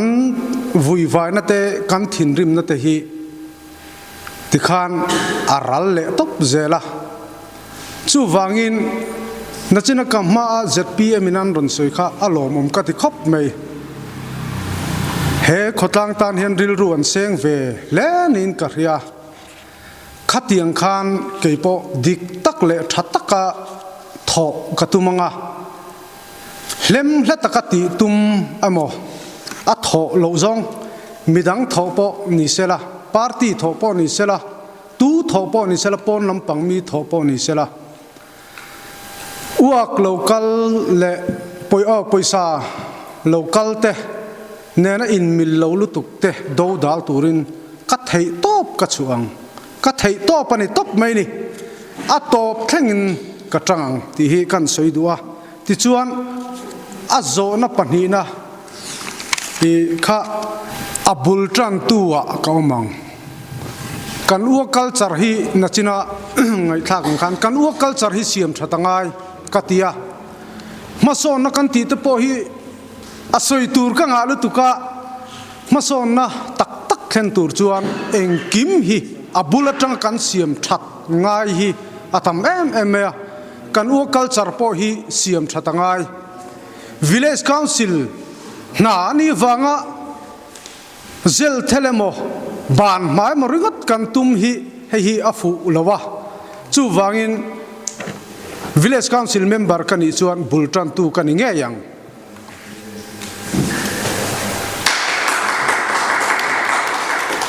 wale zo na te tha thei khop maya angai thak po anuama ti chuan floor lama tang khan zo na om to lem lo mo alom ome common question pakhat kan zot le do na hey VC in thlang tur kan nia khotlang anga pheichon in natural resources leilung hausak na lampang hi soi tur kan nei lo shim shima ami zoram ang pum pui pon maro chu ni china candidate tena kan soyang khan kan khotlang hi le khathiam khotlang tia shet kan lo ni ve thina ni chuwang chuan human resources lampang hi kan nei thani in a shiata manifesto ate po khana tlang lon chu kan han ngai thla thuak to thauna a hemi natural resources ni lava human resources entirnan le khathiam te le khathiam kher lava mishing thiam thil nei telen nei big angte po hi kan khotlang hian in kan kol nol ni in alangani chumi zona chuanin engtin nge hengmi te tan hian VC level atanga kan kalpui chau thei dan tur a omem eng tiang nge chung mi te kan le khathiam te mo thiam thil nei big deu te hi ei zon na ngel nget deu tha deu chung ko chom na tlak tur ang zonga chu tianga an kal theinan an nei theinan chuanin lo VC member VC lo ni taila ruling VC emo independent poni se lo tling ta ila engtin nge heng mi te hi human resources lampang hi engtin nge hei aya kan khotlang in ma kan son le zual theinan hian tran kan la kang ke kan pen puyang ti kha zona anie tikhan adu kha ronding masa zel tamai la thange kan tlem baka ding sek mai tiang hei hi nia kangai poimo barani hei manifesto po hian ka soina sa soita khan sarkar na hian min dai lo helai po anron ho a le khathiam tak tak career guidance ka ti khana china ka soi kha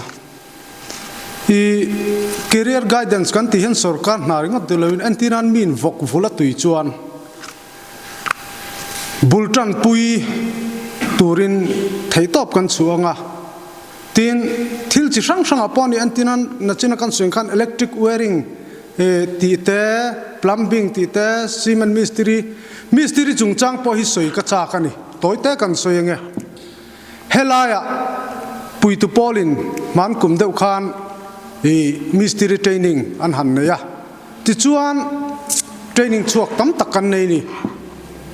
ma se nimin pia thleng khan khata training chuak kha engei ti don ka te lo ka wa don atia na tho tur tun lai munange ka te mulo ti en ro vai ho hela hian an tam lu tu kan village council te ngai ten vai an chor mani training chuak te kha inga tingan chor lo chorta kan lo kan ti mai thai chorta kan ni ti hi kam hu chiang to lu tu ti chuan experience thiamna skills kan ti hi riat na le experience ani experience an nga polen thiamang helaya kan khochunga ringo thian chuanin an thoreng na tur pom don lo chung mi ta chu mun la zo ka te mun dang ate thok tei tur khopa helaya hianin kan si mangai ka ti thalai te hi chu wangin chu tiang konga chon thei top ka chuanga dam diklowa vairon an omani chuan village level tangpon thei topin ma kalanga tunanga zalen hut an duang angan ronin som khom an ron suai khom ang hi arem don lo ani top mai ni amaro chu dam dik tak chon ron ro se kharo chu kan soi the ni lawa amaro chu engmo chena tuna tanga kumli kumnga ve chuan aram leilung fa khotual mi te hianin mistirin ha poi kan thok vek tong chu tiang tur khop chuan thalaya te po nachina helai flora tangan ron soi ang deuh khan kan uak culture kan ti kan siam tha anga thei topin thalai te po ngani kan na tho dan chung changa po ngani mi te mitlung tun aya thazo ka an tho theina turin thei top ka chuanga tin khalo po khanin thil chi sang sang tam ome hei sipailak hi kan soile lok nge sipailak atel ahum vekin karinga sipailak run pui lo om don ta tunlai chuanin coaching kal anu hor to em helaya exer kan la ka kan ti dek ang hianin i tin har em toni tling pon tlem to a kan chuak pheu to tuna chuanin mi hian sarkar na dai lo wangin sipai po an beina salu tuk toni ai zola te mun sang te coaching ten kala ma se kaini thingtlang tan chuanin thingtlang re theite te tan chon coaching kal po har karil ro hei hela hen ka chin chia kalo ziak lok chu village council level village council atangin etinan april tha sipailak run puyemo police lak run puyemo omdon ta sela notice kan chuanga sipailak run puyom dona intardu piang village council na in report tur ti kan chuanga ano in report ang chung mi ta chu hey trainer te kan roi sakanga hey kan khotlanga po hian ani na taka chon sipai ron pension lat thalai tak an tamlu tu heng mi te hi trainer tan lo man chete ta kan sim sak venga an phur don tu chung ta chuan nakina antinan written an machon angai dona tuition te po kan kalpuyang khatiang kha karuam manna hian atela chung chu nakina po he ka tho pui tur fel tak te ne hen kan han tho khowanga anni po hian kha an tum nin ka ria chu hun chu anga lelom to katia ka thei to pin khatiang kong khan ma kalang ti kha kan soi du ne kalome pu moderator alom ome human resource lampanga kha zona kha ania ne kamami independent candidate pui pu fc lai chona khan andon soito bok a khang angai poimo sang ang chi te le malak atum danang chi te andon soito lomum le in kan ria tin andon soi jinga khan nia sipai chungchang te po khan ron soya ตูนวิซีจำกันไล่เมกาปคันแต่ประตูปะมาลักอันนี้ตัวตูน่ากันเสร็จพีเอ็มกันที่เด็ดเตจิงมีให้ปูเรื่องนี้ทั้งที่ขัดยังลำปังอาตปคันวิซีเตปอินลมมันเชเตเตเสียมสกินขดลางอัชลายเตสิไปอินตระอันโหลตินเทนตูรินเตียงคันอันนี้ไก่ชวนนั้นหัวเตปเฮียนเสียมอันเหล่านี้ตัวข้างตปข้ามาเหล่าลักตัวนั่นเตเลอากันที่เด็ดเตปหันินเมลเชียตินไปอินกันสวยหลังดูบกทีนกันมานิเฟสโตอาคารตุยจุงจางข้าตาลันอันนี้เนี่ยตุยจุงจางเฮกันสวยลันเวลลูกดูจูเฮ้ยเจ็ดเพียงเต็นรัวมันนะกันในอาจวนนักจินาคารกันที่เด็ดปุยตะโปคานอันโดนสวยหลังตัวให้สายนิกจูชิงชิบตุยปั๊มตีเล่นดานเตทีนตัวนักกันกัลปุยดานอายาให้อายจังตุงโซก็กัลปุยดานเตโปฮีรัวมันนะชัตักไม่กันเนี่ยจุงตะโปจูผู้มุดเรยตัวที่พังในอินกันสวยหลังเตลล็อกอ่ะกันสวยหลังเตลดูจูให้เจ็ดเพียงเตจวนรัวมันนะกันหันในอาจวนตัวนายานสายนิกจังอาชิงชิบตุยปั๊มฮีดาร์การลีปั๊มอันนี้ดาร์การลีกันปั๊มเฮียนตัวน่าขบุยกลางกันตีรินในกลางกันตุยปั๊มโซอขัดดุจกอันนี้จูวังจวนตุยปั๊มเฮียนมินคมขับกันคมขับเหลวมากันคำขับเหลวมาจูวังจวนชิงชีเทียนตุยลัก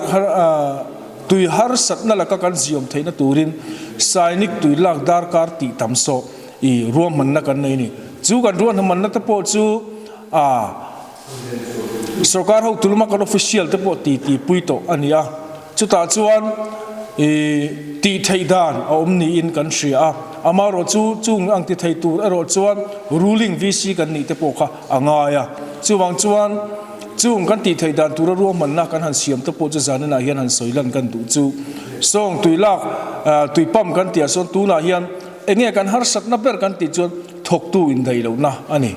นั่นตะการจวนสายนี้ก็จังอาชิงชิบตุยปั๊มมาส่วนปั๊มปันนี่ออกมาอิเล็กทริกปั๊มเล่ดีเซลปั๊มออกมาอิเล็กทริกปั๊มโซดาการสมสริเลปันนี่ปั๊มไทยอันนี้ดาการขัดเวลหันโจตีลูกินทีนดีเซลปั๊มโซดาการสมนิเลปลีปั๊มไทยอันนี้จุดเตียงจูส่งกันตุยปั๊มตะโซนี่อามาโรจุดตูน่าจวนดาการลีเชี่ยกันปั๊มไทยก็สวยตากังคันทกตูอินได้ดูน่าฟังอันนี้ให้ฮีมินเราทั้งคลิงอันนี้จวนกันมินิสเตอร์เทนรวมมันนัสยามินสรการออฟฟิเชียลเทนรวมมันนัสยามินทกตูลากเบลดานกันไงตัวงกันMLAกันมินิสเตอร์จังเตปอินทีน VC เต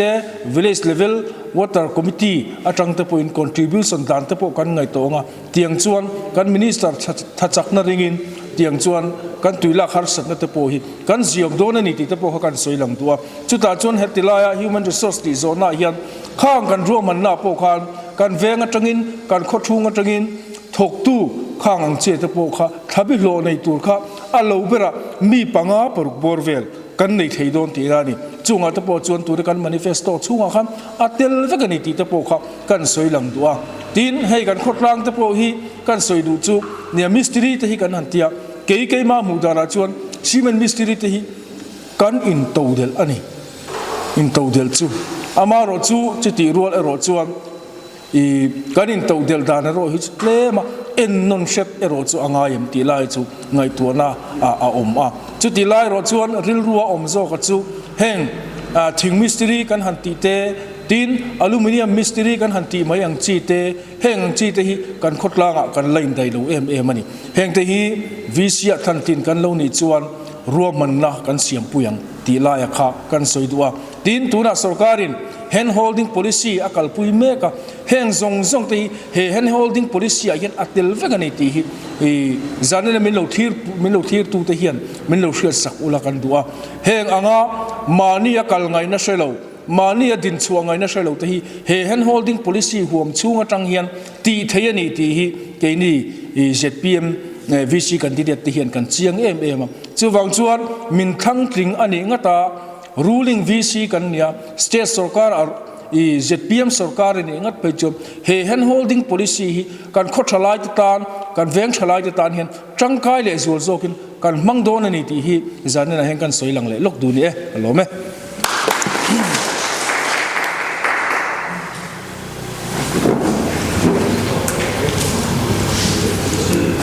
ผู้ moderator ต่อยเตะกันใส่เวงhuman resources อาเฮียนินเนี่ย sport เตะministry เองข้างที่พวกเขาอดีตเคลมายตินกุนทกตู้เตตานเฮียนินกงชากันมาหมอ agriculture link road เตะทศกกันมาหมออันหลอตินเทนตูรินที่จวนทิลดังจวนเกมอันสปอร์ตที่พอเฮียนินมีตั้มตักินไอซอนนะทศกอันลงหัวจุดยังบกจวนนินเกมอันสปอร์ตเตะสุรคาทัจักน้ำมังอิน agriculture link road เตะจุงที่พอจูสุรคาทัจักน้ำมังติเฉาเวกนอร์กันตุมตินมิสตรีลำปังเตปดิจินันสยังคานบ้านไก่ policy ยังกิมไม่สิไปลำปังโปอันนี้เวกข้างอังซงติตูร์คานเอ็นติร์นานมิโลลิงเต education ละมาโปอันโหลตินนะโคตรล่างอินลมปุยดานเตเทียมตุมอีละตินเกมละมาโปมีอันรอนโหลตินจวนเหลาลมปุยอีละโคตรล่างมิงเต็นโคตรล่างปัวเต็นขัดเตียงจีค่ะกุนทโถละมาโหลติงเตโปจุเตียงจวนตุนมาจวนินสิไปรอนชุตีเตหิอันหอดอนเตหิอันหันทราข้างอันทรานาตังเตขานินนูปังเฮาปนสิไปนี่กันจากเวมายสุดเตียงบกินกุดนัทกาโหลดลิงเตหันล้มปุยขดลางปัวละหันล้มปุยเตปกากุดนัทกดังเตปกานจันลากนานเตนั่นเรามังสุดเตียงบกินเกมละมาเต education ละมาเตขัดเตียงคานขดลางมิงะมิโหลดลิงเตล้มปุยนักันเสียมทิ้นคานอันเทียนเตเลอันอายนูปังจอกเตปตุมรู้นั่นแหละริลรูปเอาเขานะอันนี้ข้าอังเทปข้าติกันตุมเฉาอังคุณเราก็เฉางขดลางจวนขัดเตียงเตะกันติเฉาคานมากันสอนง่ายกับเบสิอันนี้กระดอมไหมโอเลฮัลโหลโอเมนี่จีน่าข้านินZPM candidate pakhat khan ka zo le tum tui chung chang kha min chang to chu wang chuan kanin zot than pa to longa independent candidate pani po khan kha tiang deuh tho kha an thil tum ni in ka sia chuan hun top lam kan nei nga chumi ma chuan hei tu na village council member kan thlang don ni hemi hianin law and order hi avai chuanin kan soi man lawa YouTube lama min thlir tu te tan po siat zauna ang shim in han soi taila tuna kan village council India ram pumpui hianin an dan man rules and law and order an man hi point pariat poimo dewa han thenila village council act 1953 administration of justice rule 1953 mizo namdan hei chu mizoram bill bi kania sangni paruk mizoram forest act 1955 mizoram prevention and control of fire in the village ram rules 2001 Mizoram Animal Control and Taxation Act 2014 le 16 Mizoram Land Revenue Act 2013 Central Scheme Guidelines siam angte heng hi atlang puya an man ania kha riat zaunan shim nakina loin endua lo chair zau du tepo kan ompal takin khang kha athupui atlang lon zol deuh kha kanan tarlang ania chuan hun top kan nayanga amaro chu atop nan tak zo na pakhat theu kain zot le dona toy te chan tur anianga chuan campaign pa ngal turin clear tu te heta mipui tlemte ma tepo kain zuar ngal bok don ani candidate tam tak thanem tak hei som pasari member panga village council member panga kan khan chwa tura candidate som pasari kan oma chumya chuanin khotlang mangai tu khotlang mangai tu te khotlang tana thil thati duaron pen chuak vek kan nia candidate puite zinga kan di det puite ai kan that bik na he khotlang roi tura kan that bik na enge min lo vote king ta ula chu ka that bik na chan tur ni in ka sia ti kan na in arin omani chu soina hun kan in penga chumi pa chuanin clear tu tele mi puite ma a mi puite ne nangen na vote turangin na campaign na kha asoi thei ngal don bokani lady first kan tianga mai chia tang hianin kan tananga enge he khotlang soi tur hian I that bik na I candidate pui dang te a in ti kha zona ni e pu moderator that bik na han ti chuan moi lo them o ka ti deu ma ro chu ke maril ruwa chuan he village council member ni tura min han than tlin vet chuan ka thei to pin rin omle dik takin khotlanga ka thei na zong mangin rin omna le dik na nen he khotlang hi kai suai ka tumang ti kha ka intiama chuan kan din na party in sia ZPM ania ZPM party kan lo tin theina turin tuna Mizoram sarkar lai mek ZPM ania opposition khwa ni lawa ruling party a ruling VC khwa ni ngai thei turin min lo vote thau turin kan som chewani kalome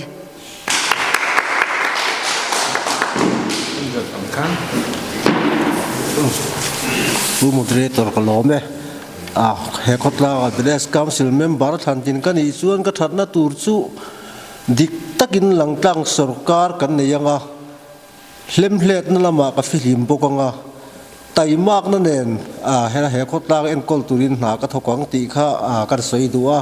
chuwang chuan na china ka ma mina soyang khan ruling lai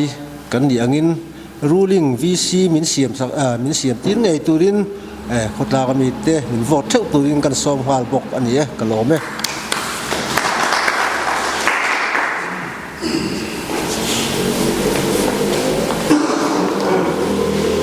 moderator pathianin tho na kut min pe ngai tuana thinlung min pe a mu theina mit min pe a chuwang chuan pathian thu pon thok lo chuan ai po ei su se atia chuwangin khotlang ta na helai huna pathian le mi puiten min thang chuak ani chuan that pik na po ni chuang loin ka tho lo bak chu ei po ka tum lawa khotlang ta na sum le pai ron kal chu ani na ang taka kaltir tum hi karil ru le ka thin lung ania chu wangin mi puite zara he mual pui ZPM VC ruling VC aloni thena turin khongai takin min mi vote na karon dila khongai taka min lo vote heu turin kasom cheu ani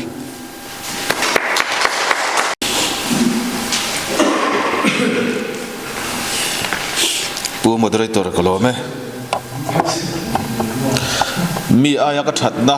bi khan soitur jan soitur ka helowa mi ain ka thabik lowa maro chu VC kan lo king ni chuan million le mite ang khat vekin ke enanga dik tak le hoisen takin khotlang tan ka thokang ti kha ka soi thei chun ni mai ro se kalome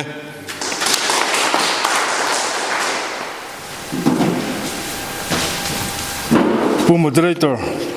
zona har tak ning kan sia khalai zona kha ka that big na han soi do la ka mel han ti do ni la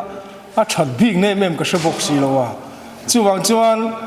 ZPM party candidate nilote independent zanina ka independent in candidate te ba ka zanina local ngam vetalo MNF party tele congress party te aya ka that big na tur chu ruling party candidate kanina hi niin ka sia chu kha zona kha chan na ni ta se la thain kan ria tin a campaign hal thei iti boka pu moderator toy te in kan soi du chu ni hei zanina I kan khotla nga I common platform buat sai an ni a hei zanina kan moderator Jimmy production nei tu ngaya Jimmy ngaya ina heng ang platform an bo sai hi alom om hle in kan ria I heng ang na chang ria I thalai te jinga kan nei hi alom om in kan ria ZPM party ayo pon lom thu kan soi du a chuti rual ero chuan I party dangte kan telve thei talo ero chu khuwa hara lung aleng khop mai ti lai chu kan soi lang du a pakhat le kan soi du chu nia kan that big na lai tu rakha han soi lan le chu campaign pa kan du lai chu hey pathian le me puite khongai na zara VC in tram khat kan han mang zo ve don chu an ni ta a chulai a chuan I thil tam takhi ka mu in ka zir ve na sa a ka candidate puite po kan cha du chu VC te po hi ale lama chuan mitam takina an soi thin fo ang in khata tang en ang ngot ani lawania an ti te po hi ani na tam tak o mani chu zan la ka candidate pui hela huna local khom te po hi VC member kan lo tling ani po in kan ti le kan tum ang zong hi a thei vek kher lawani ti hi zanena hian soilan tha in kan ria a chan chu VC member hian pakhat chau thu hi kal thei lawa sitting thu ani a chuwang chuan kan du le kan bei seng te po hi akal vek thei lawani ti te po hi kan riat lo ka tan te po a thain kan ria chung te po chu kan soilang tua tin ka kan soile du pakhat chu VC member lui kan din lai ha kan soilang to a na china kan throi tu ten ruling kan ni na te min than tin chuan an han ti te an han soi to a than big em na lai kan soi anga kan lo ni ve to na tangin tun sarkar tun kal lai a hian kan trong tu huwa thu suwa hetilaya ruling VC kan ni a MNF sarkar line ruling VC kan ni a veng le lama ZPM VC kan ni a kan tho ve to na china ruling VC kan ni na le lam veng amo khoi khuwa emo opposition VC an ni na hi a that na tam takhi ka mu chiang hle ani chu anti na pani khat lek kan soi du chu khai tun kan kum kal lai me ga hian ruling VC ni le wila VC o si kan nei lawang ruling VC ni le wila anna a that le chet ka soi lo tuna fila lungrem kan mu te khi kan mu lawang ruling VC ni levela satellite government bidil school truwa ni gallery rem kan mu te poso kan mu lawang chu claim te chu example kan pe ani chu ani ruling VC ni that na chu mitam tak opposition VC te na an mu lo development work kan mu tlat kan khotla nga po kan mu thei chung chu claim te ma ni sela tu na ero chuan MLA than don kan enge chingchi khuwa hian kan aw la kan khot chuak MLA nei ve ila ti kha kan aw la ani chu kan aw la chu tu na lo theng dikta a chu kan khopa MLA kan nei minister kan nei hi ama a va mu chuak va hai chuak tu chon ruling VC kan nei ngai ti hi zanin la local khom te le YouTube min thir tu zong ten khotlang mangai na thin lunga tangin lo hriau la ka du ani engbo ni selam ruling VC hi siam ngei turin zanina min lo thir tu zong te ka som du chawni chu ataka mutu ka ni awangin khotlang mangai na thin lunga tangin ka soini ka lome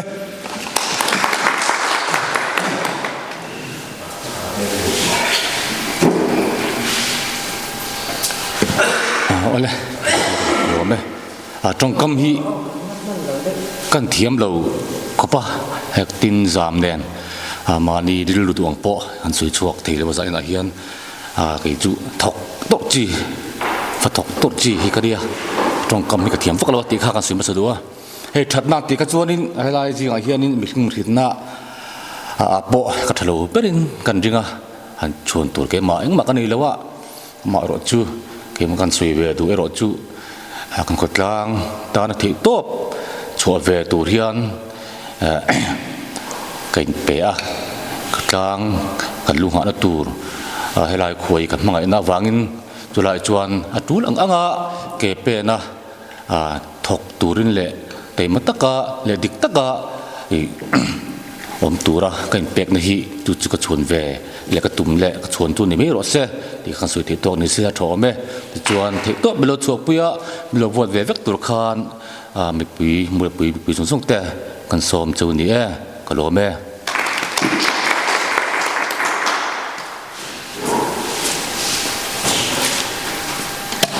ผู้ moderator มีดังอายะกับอย่างนี้ก็กันดิเดตปุยเตอายะก็ชัดนะตัวนี้ก็เรียกจูเกจวนโคตรลังมังไงนัตักวางะรอนดิ้งชัวกันเนี่ยที่จวนอันนี้เขาฮิจูปาร์ตี้นัดจังอันเทชัวเต็นเนี่ยจูวางินอันนี้ไอจวนโคตรลังฮิกับมังไงกริงโซกะจู่ๆก็ชัดนะตัวนี้ก็เรียเล่ ruling VC ฮิกันสวยจำจี้มาเส ZPM เฮียนอินทันมาขานอันเอาพลาจูมีปุยสรการที่นี่ ZPM มาเฮียนรินนักหัตาอันทุติยมาเฮียนันดินเง่ายกริงะแค่นี้ชวนปาร์ตี้กันสวยโดนโลโจรมชัดนะตัวนี้ชวนเทยตบกันสวงอันเตียอันทุติยมาเฮียนันดินเง่ายกริงตัดนี่ ZPM ฮีอันรินอมบกะกริงตกบกะจูวังอิน ruling VC นี่เราไม่ละเอ็นขันนะกันในฮิกริงละวะจู่ๆก็อินงานะอันนี้เล่ทิลตั้มตักกันเสียขมิบากะขานให้ฮละเฮียนินกับมาลักตุ่มนั่นแต่ตั้มตักสวยชัวมันเราแต่กันเนี่ยเฮมัวปุยขดลางตานเฮียนกับพากังโตกินเกะกะโลเป็นเวโตทีนะทุกโจก็เฮขดลางตานะรองโบนะน่าทกตูเฮียนินการุนเป็นชัวกันเนี่ยอินมีคงไอ้นะการุนเงี้ยนะปาร์ตี้เบชันกันไอ้ละวะปาร์ตี้จักนะมันตูร์กันไอ้ละวะสุมเล่ไปโปหันเทชัวมีหันตีลมเทนะตูร์กันไอ้ละอามารจูมินทันตินพดจวนมินทังตูเตเฮียนนักกินอาจวนปุลายเตฮี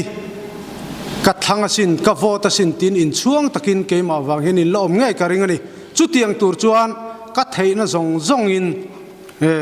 เฮวิเลสคาวซิลรองบอลนะฮิกัดทองตีกะเตรียมดูเจ้าวะคงอยากมินฟอร์เท่าตูรินกับซิมบอลขัดตาร์มิดอันนี้ค่ะกันข้อมูอาฟิอาโลปัลปัวเฮตาร์มิดเนี่ยเฮียนฟิอาตะกะกันมูเทนะตูรินขาตาร์มิดาขามินฟอร์เท่าตูรินกันเงี้ยนะเจ้ากะโลเมเอาเลยที่ข้างเฮลัยโมเดเรเตอร์จังกันอินช่วยเนี่ยจุกันดูโตกันหุ่นเต MPF ลำกุตากันหลานเลี้ยงอันนี้ฐานติดานินตบเตปมิงกายช่วยเสลาช้าง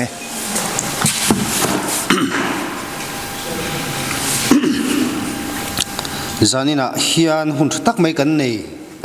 หลมเล่ไหมจานี่นะเฮียนกันกิมเทียเชียเหล่าน่ะเอามังเต้นหุ่นชาตักกันหันมังเทียอติราประเทศเฮนะกันอินลันนังอินประเทศมินสวยน่ะประเทศเฮนะลมทูกันสวยอันนี้จงใจนะหุ่นกับมังจานี่นะกันโปรแกรมซูกันดูตกโดนเนี่ยจงใจอย่างรู้แล้วปากันประเทศมินมังไอตูกันหุ่นบุละอินเนนะกันรอนอินลานะกันรอนดีละกันดีละเตลปานังอินามินชานะวางินตุนหุ่นอาเฮียนะทรินเนนะลมทูกันสิละเจแล้วปากันประเทศเฮกันขดล้างช่วยตูทั้งตูรินกันขดล้างมีปุยเต้นกันริลูกันไงตัวเตกันเซงเมกะตูหิงชาตูหิงชะโลตีเกนี่กันไงตัวนั้นส่วนเทียมเราโฟทรินอันนี้จูวางินมีปุยเตริรัวทรินตุนหุ่นอาเฮียนนังอินนารอนทกละ